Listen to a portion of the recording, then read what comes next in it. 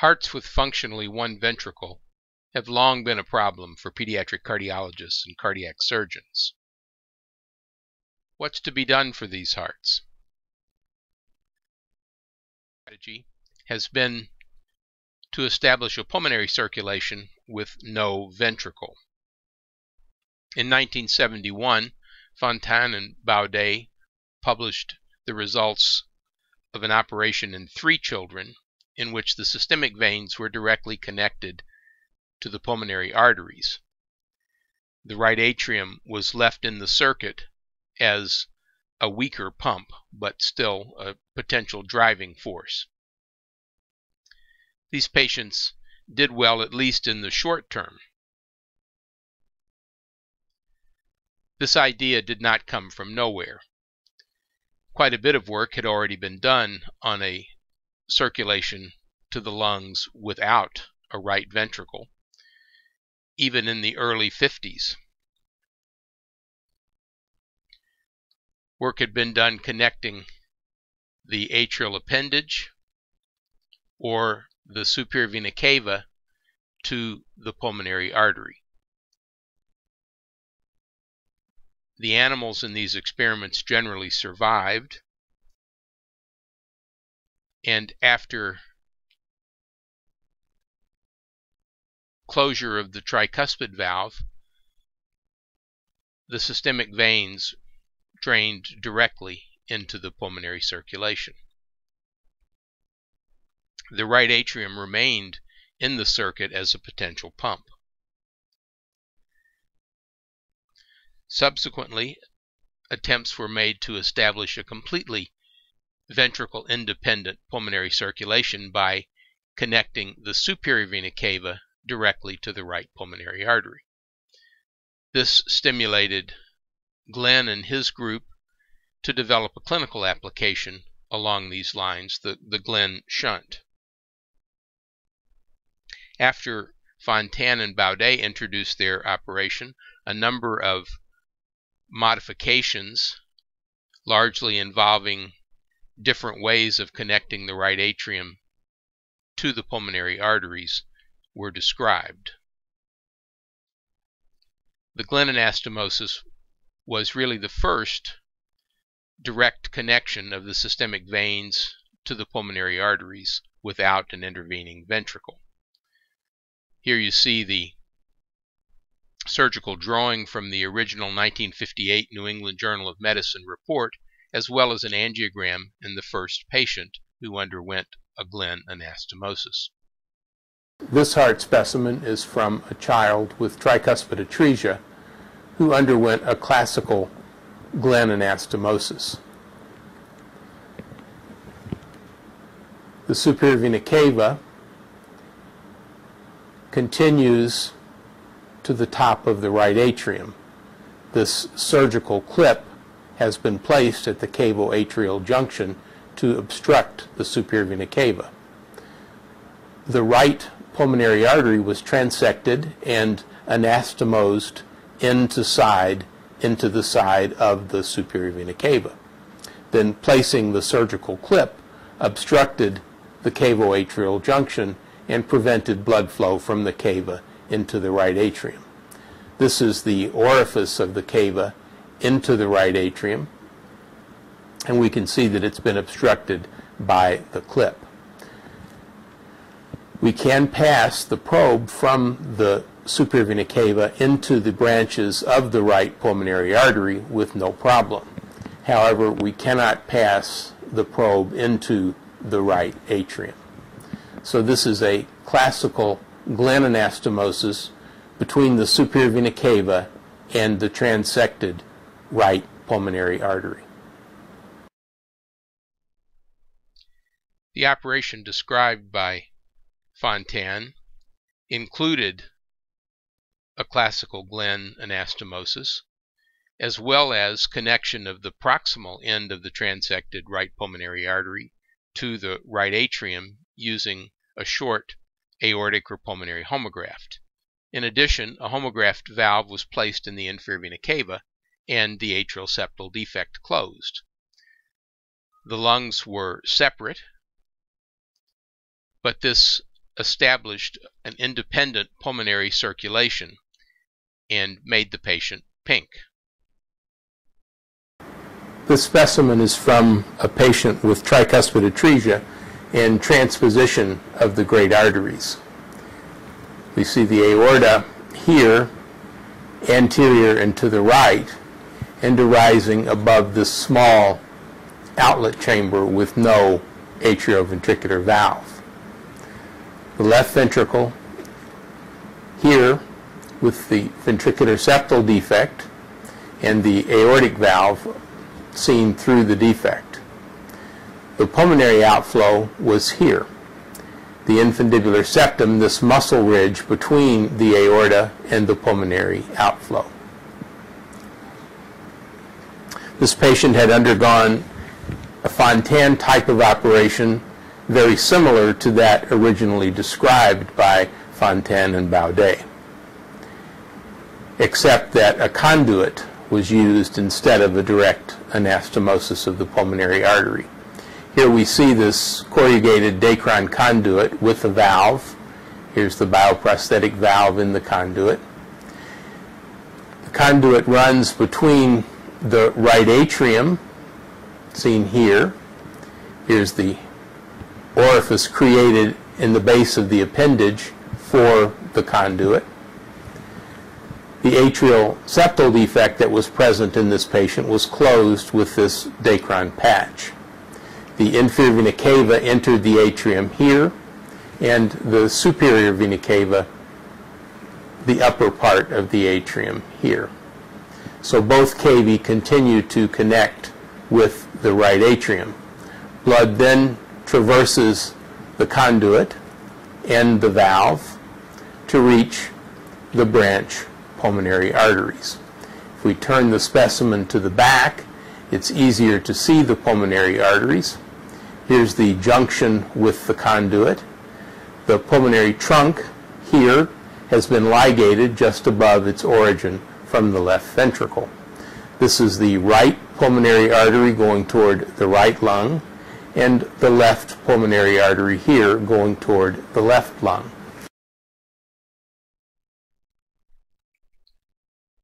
By the early 80s, another modification had been introduced, and this involved placing a valved conduit between the right atrium and the small subpulmonary chamber, or the outflow chamber.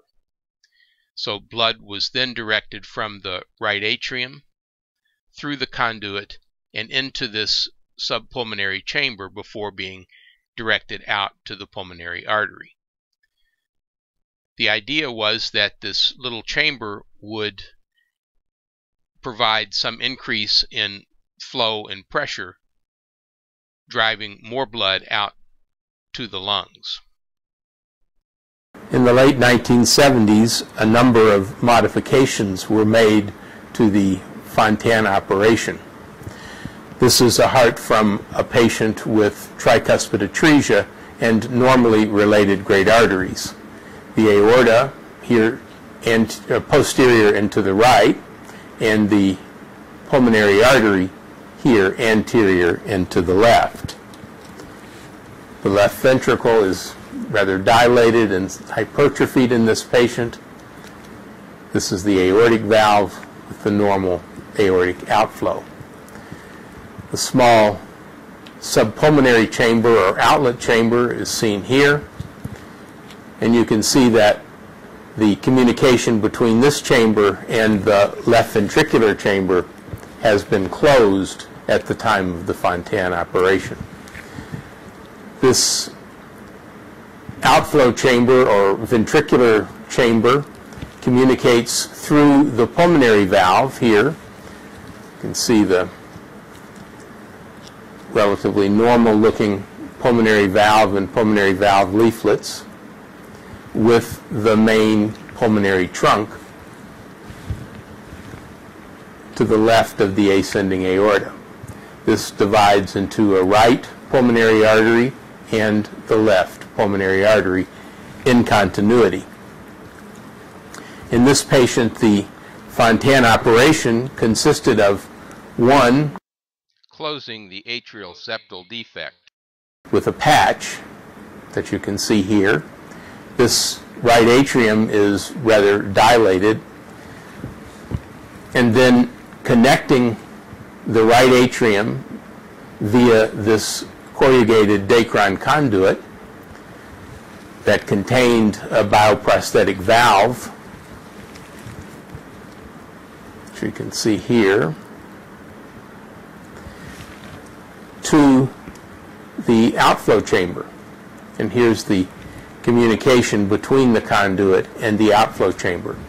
So now systemic venous blood returning from the inferior vena cava or the superior vena cava entered the right atrium, passed through the valved conduit into this subpulmonary chamber, small ventricular chamber if you wish, and then through the pulmonary valve and out the branch pulmonary arteries. The idea was that this subpulmonary chamber would provide a boost in pressure and flow with blood going out the pulmonary artery.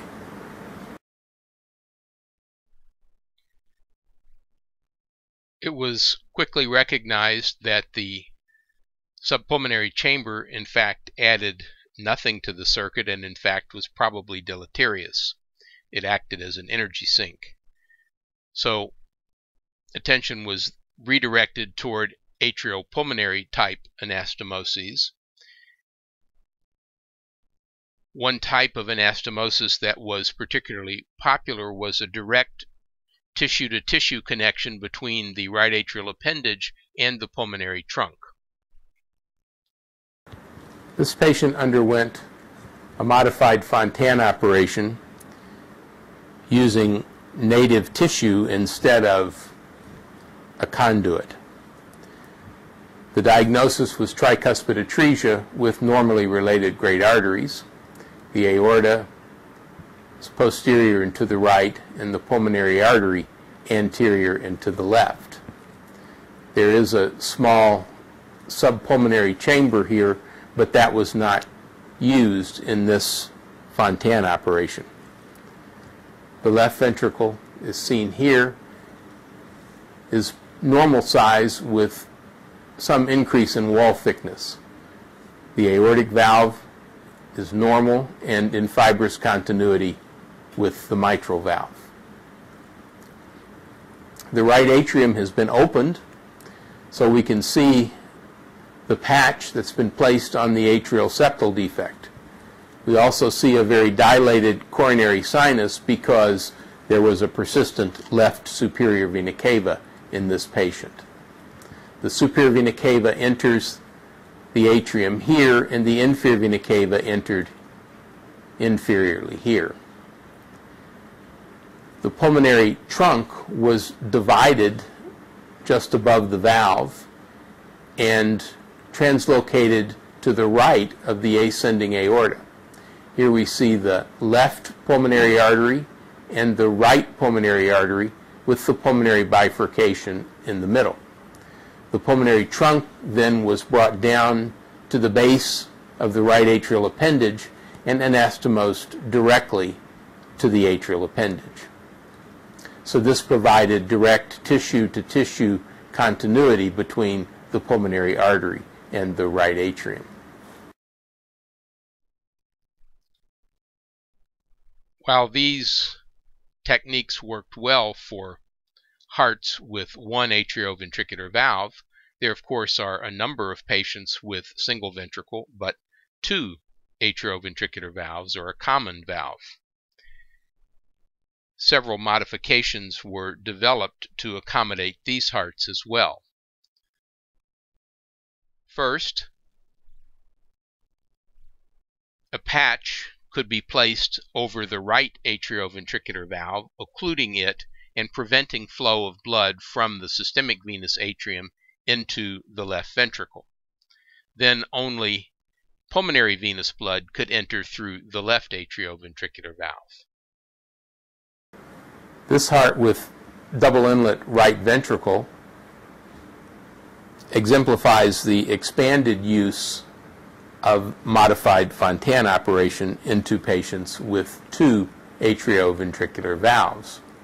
Opening the ventricle, we see the right and left atrioventricular valves entering this large right ventricular chamber.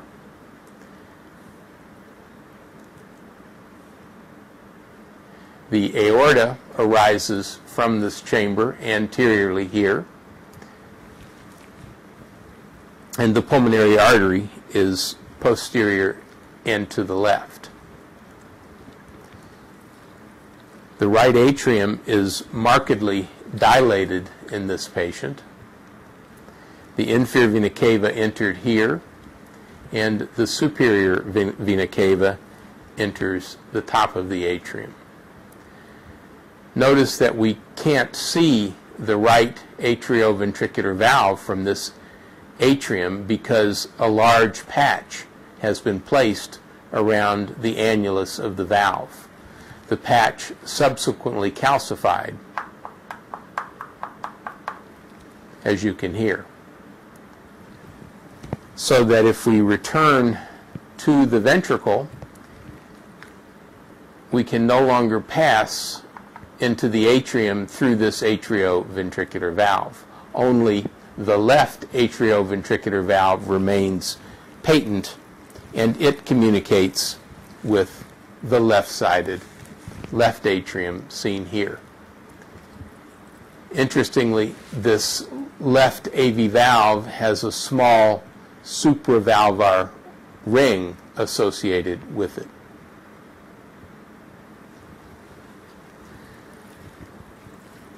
The Fontan anastomosis was created using a short piece of corrugated Dacron conduit running from the right atrium to the pulmonary arteries, with the right pulmonary artery and left pulmonary artery here in continuity. So this patient had an atriopulmonary Fontan using a prosthetic conduit and with no valve in the conduit. Blood from the inferior vena cava and superior vena cava traversed this conduit to reach the branch pulmonary arteries and were prevented from reaching the ventricle by this patch on the right atrioventricular valve.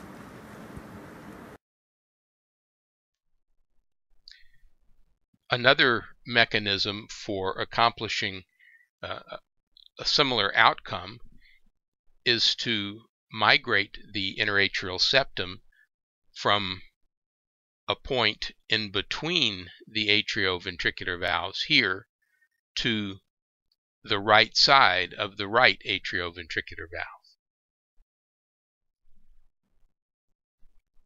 This cartoon illustrates the new atrial septum put in here to the right of the right atrioventricular valve.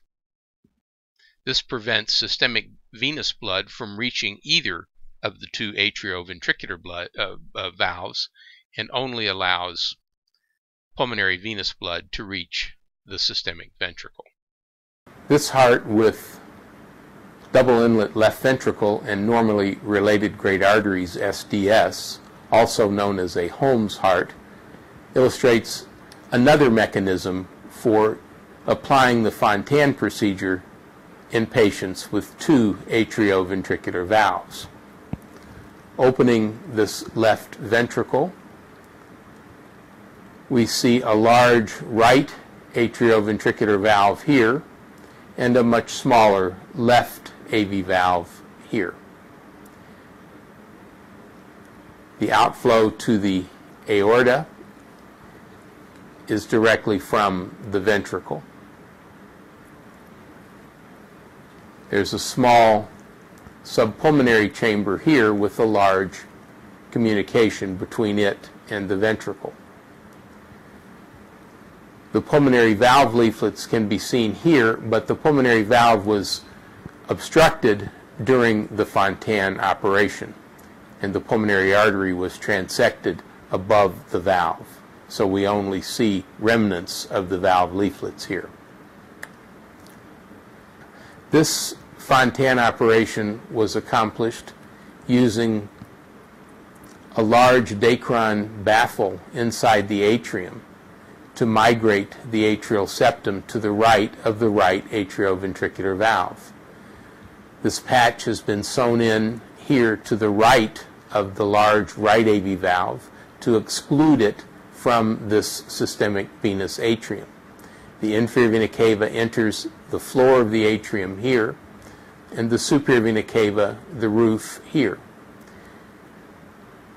So these are now excluded from contact with the two atrioventricular valves and prevented from reaching the left ventricle. The connection with the pulmonary artery is through a direct anastomosis by taking the pulmonary trunk and bringing it here to the base of the right atrial appendage and directly anastomosing it. This is the distal pulmonary trunk. The branch pulmonary arteries would have gone out on either side of this. So this illustrates the use of an interatrial baffle to separate the atrium. Looking into the left atrium, here's the left atrioventricular valve orifice here, which we had noted before is small. Then a large atrial septal defect here to reach the right atrioventricular valve and the left ventricle. So now blood from the left atrium can traverse either atrioventricular valve to reach the left ventricle. And blood from the inferior vena cava and superior vena cava is segregated from the pulmonary venous blood and allowed to drain across the conduit into the branch pulmonary arteries.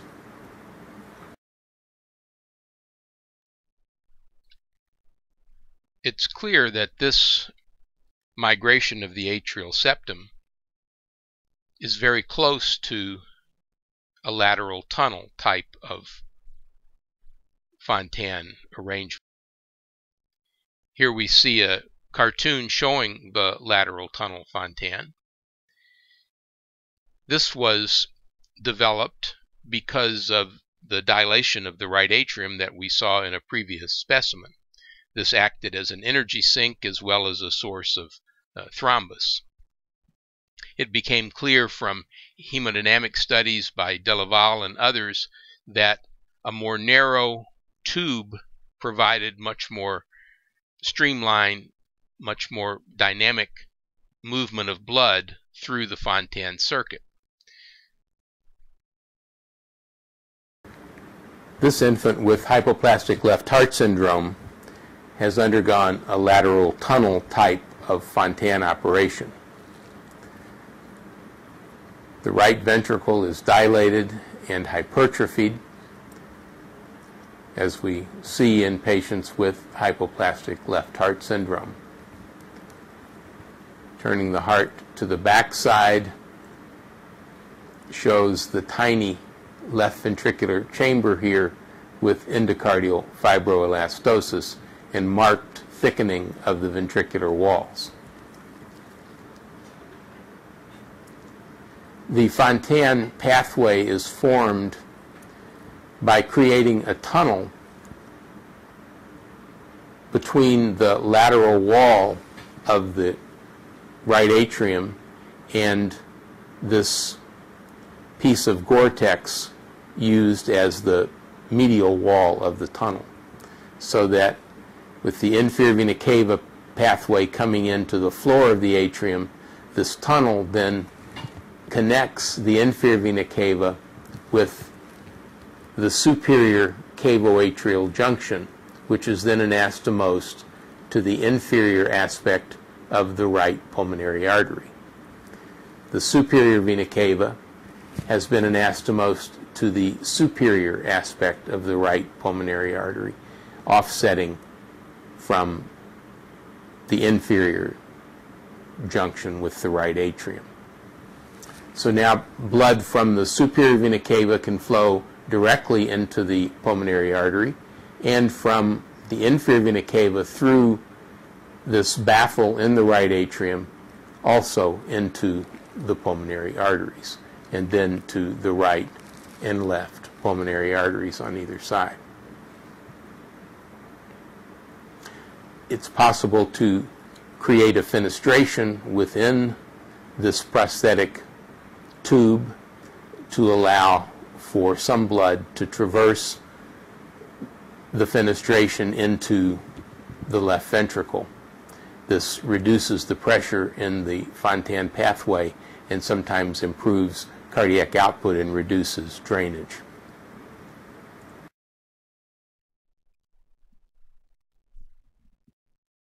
The next step in the evolution of the Fontan operation was simply to move this lateral tunnel outside the heart and create an extracardiac conduit between the inferior vena cava and the right pulmonary artery. This eliminated opening the right atrium and creating additional suture lines in the atrium. This patient with transposition of the great arteries and a hypoplastic left ventricle underwent an extracardiac conduit Fontan operation. The aorta is anterior and to the right.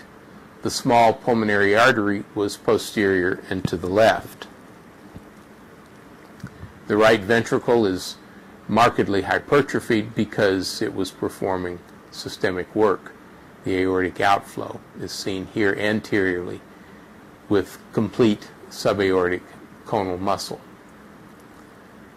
The Fontan operation was performed using this Gore-Tex conduit. This is the inferior cavo-conduit junction where the inferior vena cava entered the floor of the atrium. The superior vena cava is here and was anastomosed to the superior aspect of the right pulmonary artery. The distal right pulmonary artery is here passing into the right lung. You can see the ostium of the pulmonary artery here inside the Fontan pathway. The left pulmonary artery is on the left side here, so that there was a large connection between the extracardiac conduit and the inferior aspect of the right pulmonary artery, as well as this connection between the superior vena cava and the superior aspect. So this is a total cavo-pulmonary connection. This patient had undergone creation of a fenestration in the Fontan pathway using the stent in this opening, and you can see that that extends into the right atrium. There's the tricuspid valve into the right ventricle. The fenestration was then closed using a closure device. Here we see the right atrial aspect and the systemic venous side of the closure device. The delivery system was attached to the device by this small metal pin and was then released once it was in position. So this is an extracardiac conduit type of Fontan operation in this patient with transposition and hypoplasia of the left ventricle.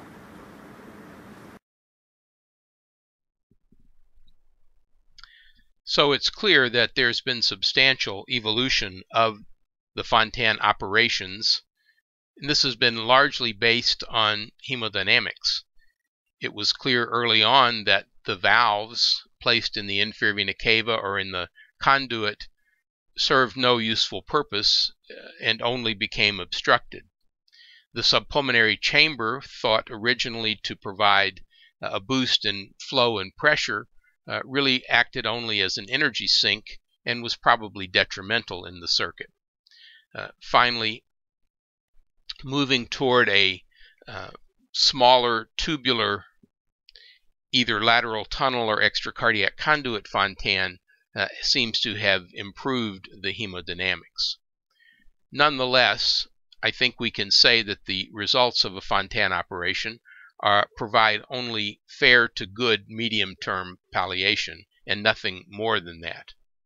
Consequently, despite 40-odd years of experience with the Fontan operation, single ventricle hearts remain a significant problem.